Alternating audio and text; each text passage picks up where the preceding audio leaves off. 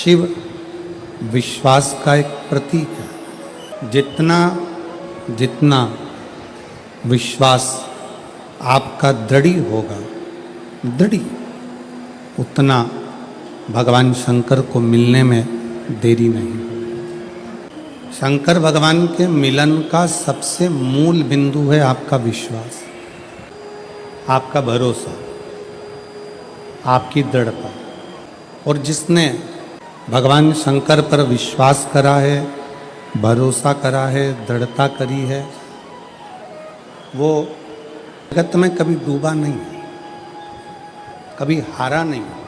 आप किसकी शरण में गए हैं, आप किसकी शरण में बैठे हैं, आप किसका भजन कर रहे हैं, आप किसकी शरणागति ग्रहण कर रहे हैं, ये आपके ऊपर निर्भर करता है। शिव महापुराण की कथा कहती है, आप जिसकी शरणागति ग्रहण करते हो, आप जिसकी शरणागति में रहते हो, आप जिसकी शरणागति लेते हो, वो आपको कभी भटकने नहीं देता, कभी डूबने नहीं देता, कभी गिरने नहीं देता। आप शंकर जी के मंदिर में जाकर एक लोटा जल चढ़ा रहे हो, शिव जी को बेलपत्र चढ़ा रहे हो, शंकर जी का गुणगान कर रहे हो, शंकर जी की स्तुति गा रहे हो, शंकर जी का श्री शिवाय नमस्तुभ्यम का जाप कर रहे हो, पंचाक्षर मंत्र नमः शिवाय कह रहे हो, षडाक्षर मंत्र ओम नमः शिवाय कह रहे हो, शिव मंदिर में जाकर सफाई कर रहे हो, शिव मंदिर में जाकर झाड़ू लगा रहे हो, पोछा लगा रहे हो, शिव मंदिर में श्रृंगार कर रहे हो, अर्थात आपने शंकर की शरणागति ली। शंकर की शरणागति ले लेते हैं तो शंकर हमें डुबोता नहीं। बस इस मृत्यु लोक में, इस संसार सागर में, इस भूमंडल में जब तक आप पृथ्वी पर रहें तब तक अच्छा कर्म करते रहें, श्रेष्ठ कर्म। शिव कथा कह रही है भगवान शंकर का चरित्र, अपने कर्म का भोग अपन को भोग, कोई दूसरा नहीं भोगे। और जब हम हमारे विश्वास के साथ, हमारे भरोसे के साथ, हमारी दृढ़ता के साथ, हमारे प्रबल भगवान शंकर पर किए गए भरोसे के साथ जब आगे बढ़ते हैं तो हमारा किया गया पूर्व का बेकार कर्म जलकर समाप्त होता चले जाता है और व्यक्ति आगे की ओर बढ़ता चले जाता है। आगे शंकर की कथा को जब आप सुनने के लिए बैठे, शिव को मनोरंजन के भाव से नहीं सुने, शिव को मनोमंथन के भाव से सुने। कथा में जितनी देर बैठे उतनी देर आपके हृदय में श्री शिवाय नमस्तुभ्यम। घर से निकल कर आओ, रास्ते में निकलते निकलते भी श्री शिवाय नमस्तुभ्यम। शिव कथा कह रही है, भगवान शंकर का संवाद कर रही है। शिव से कभी मिलना हो, कभी मिलन। शंकर भगवान से मिलने की 4 निशानियां सामने आती हैं। जब आप शिव महापुराण की कथा सुनते रहते हो 4 साल, 5 साल, 6 साल, शिव जी के मंदिर जाते, एक लोटा जल चढ़ाते, शंकर का भजन करते करते साल निकलते चले गए। साल, 4 निशानी मेरे भगवान शंकर ने तुमको दे दी प्राप्त करने की। 4 संकेत शिव मिलने के, शिव समागम के, शंकर को प्राप्त के। पहला संकेत भगवान शंकर देते हैं अपने भक्त को, जो भगवान शिव की कथा को निरंतर सुनता रहता है, शिवालय जाता रहता है, एक लोटा जल चढ़ाता रहता है, शिव को भजता रहता है, श्री शिवाय नमस्तुभ्यम कहता रहता है। उसको पहला संकेत भगवान शंकर देते हैं अपने मिलन का, उसको स्वप्न में दर्शन देते हैं। जब भगवान शंकर का दर्शन बार बार स्वप्न में होने लगे, समझ लेना कि तुमने पहली परीक्षा पास कर ली, तुम दूसरी क्लास में पहुंच रहे। शिव जी से मिलने के 4 संकेत मेरे भगवान शंकर दे देते हैं। पहला संकेत कौन सा है? जम के उत्तर दो। शंकर भगवान जम के बोलो, काय में आने लगे? सपने। भगवान शिव जब स्वप्न में दिखने लगे, स्वप्न में आने लगे, स्वप्न में दिखने लगे, समझ लेना तुम्हारी पहली परीक्षा पास हो गई और तुम आगे बढ़ गए। आगे अब शिव तुम्हारे करीब में आ रहे हैं।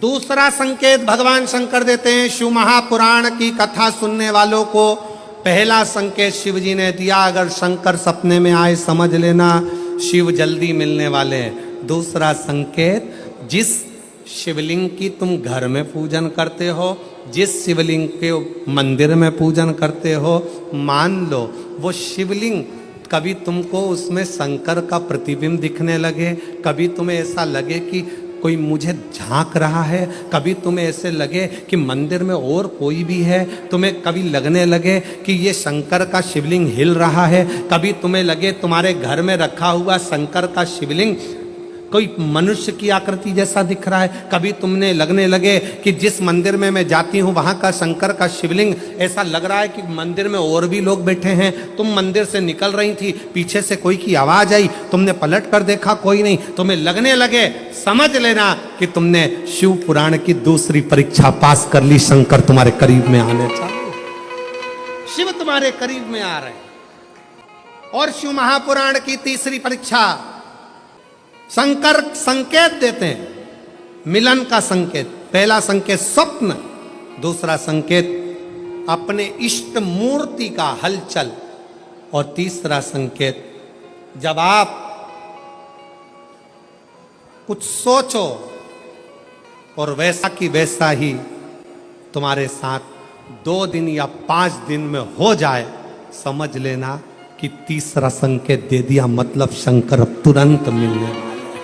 तुमने सोचा, अपने बेटे से कहा, देख बेटा मत कर ऐसा, ऐसा करेगा तो उसके साथ ऐसा हो जाएगा। बेटी मुझे लग रहा है कि ये काम गलत है, बेटा तू ऐसा कर ले, ऐसा हो जाएगा। संकेत तुम्हें मिलने लगे और तुम्हारी विवेक, तुम्हारा एंटीना, तुम्हारी बुद्धि, तुम्हारा चित्त प्रबल हो जाए, समझ लेना कि शिव मिलने वाला। तीसरे नंबर का संकेत भगवान शंकर देते हैं, जब आप शंकर के मंदिर में जाकर बैठो या अपने पूजन के स्थल पर जाकर बैठो और शंकर जी से आप बात कर रहे हो और उसका जवाब शिव देना प्रारंभ कर दें, संकेत में देना चालू कर दे, समझ लो शिव मिलने वाला। चौथा संकेत, अब चतुर्थ नंबर का संकेत, और ये संकेत नहीं, ये शिव का मिलना है। जब ये 3 परीक्षा पास हो जाती है तो चौथे नंबर की परीक्षा पास करने की जरूरत नहीं पड़ती है।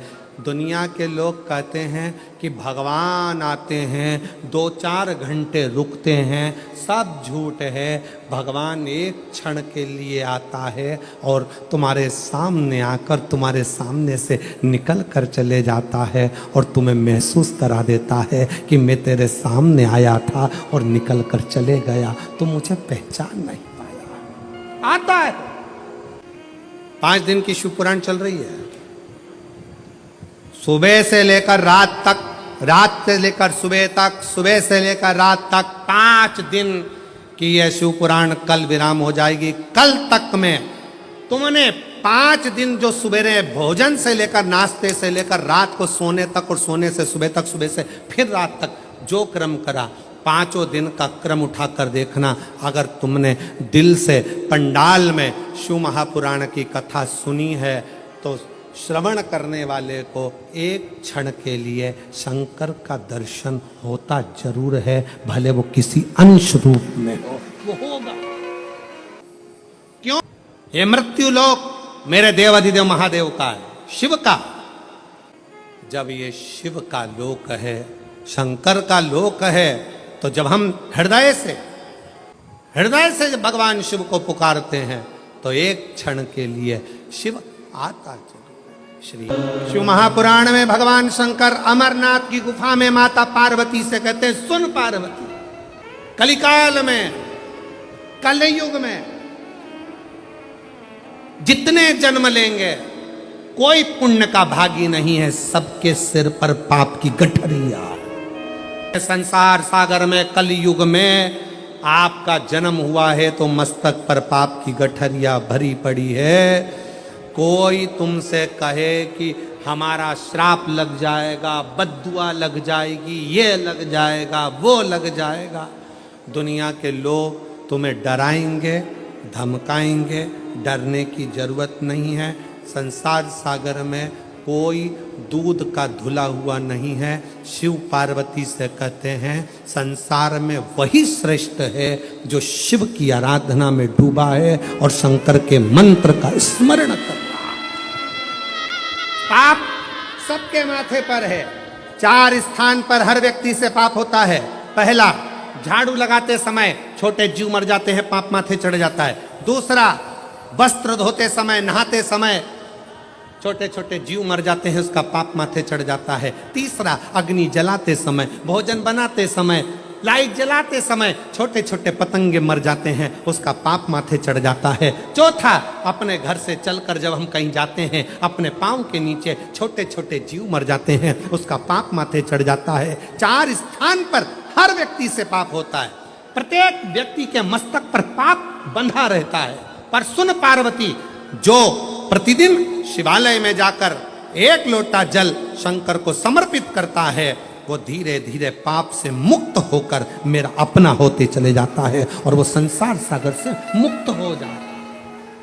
बहुत डराया गया संसार में, लोगों ने खूब डराया आप लोगों को, ऐसा मत करना पाप लग जाएगा, ऐसा मत करना पाप लग जाएगा, ये मत करना पाप लग जाएगा, भगवान को ऐसे भोग लगा दिया पाप लग जाएगा, भगवान को ऐसे जल चढ़ा दिया पाप लग जाएगा, भगवान को ऐसा कर दिया पाप लग जाएगा, भगवान को ऐसे प्रणाम कर लिया पाप लग जाएगा। शिव महापुराण ने सब कुछ समाप्त कर दिया। शिव महापुराण ने तो एक ही बात कही कि बच्चा गंदे नाली में गिर जाए, बच्चा गंदे पानी में गिर जाए, बच्चा गंदे कीचड़ में गिर जाए, उसको कोई नहीं उठाएगा, कोई गले से नहीं लगाएगा। बच्चा कीचड़ में गिरा हुआ केवल एक माँ और एक बाप होते हैं जो कीचड़ में गिरे हुए बच्चे के कपड़े नहीं देखते, उसको गले से लगा लेते हैं। उसी तरह संसार में कितना भी पाप हो जाए, शंकर के मंदिर जाना मत छोड़ना, क्योंकि वो बाप ऐसा है कि तुम कितने भी पापी हो तो भी गले से लगाकर तुम्हें तार देगा, तो भी तार देगा।